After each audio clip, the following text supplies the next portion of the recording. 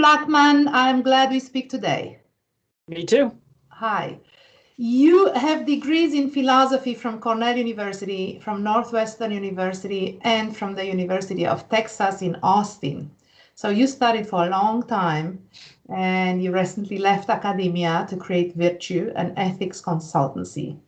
And related to that, I wanted to ask you today, when you think ethics and artificial intelligence, do we need a universal code of ethics that is globally available and usable? What do you think? Yeah, so, if you think about ethics as being about a set of values and certain values that you want to realize or live up to, then in that sense, we don't necessarily need a universal code of ethics, right? Because we have lots of different individuals in society. They adhere to a different set of various sets of values, and they're all compatible and acceptable. So there's a sense in which you don't need a universal code of ethics among, say, AI developers any more than you need every single person in a given country or community to sign up to the same set of values. That said, there's certainly some things that are just beyond the pale, some things that are ethically unacceptable, and that's across the board, right? So there does need to be a universal code of the ethically unacceptable. Good. Yeah. That's true, but that's not the same thing as saying we need to make sure that there's a universal set of values that we all strive to live up to. That I don't see any more reason to think that's true among AI than we think that it's true among people in a given community.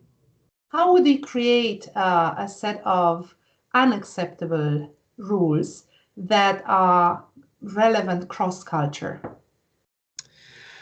Well, I mean, one of the go-to ways of doing that is to look at human rights. Human rights, there's the UN Declaration of Human Rights that most countries have signed up to. That's a way of getting some kind of universal agreement about what's unacceptable. I don't think that goes far enough.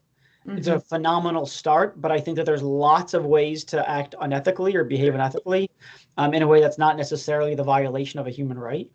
But that's a good place to start. And then there are other things that people can do, which is to say, let's think ahead about what are the kinds of things that we take to be ethically unacceptable across the cultures. So you might think a certain level of invasion of privacy, and then what that amounts to.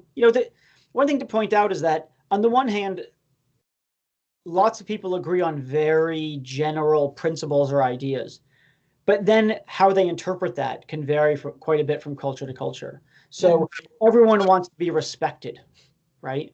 But then what constitutes respect can vary from culture to culture. And so one thing that needs to be done is first, sure, recognize that there's a certain universal value of wanting to be respected, but then recognize that there are ways in which respect is manifested in different communities. Great. Cool. Thank you. Next time we'll talk more about virtue and what you do to help customers in this space. Sounds great. Thank you, Reid. Bye-bye.